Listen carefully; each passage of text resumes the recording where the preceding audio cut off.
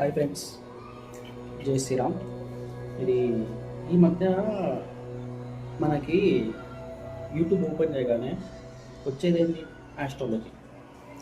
దీనివల్ల మనకి హిందూ మీద చాలా దెబ్బ పడుతుందండి.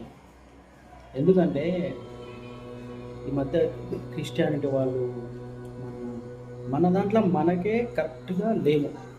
మెయిన్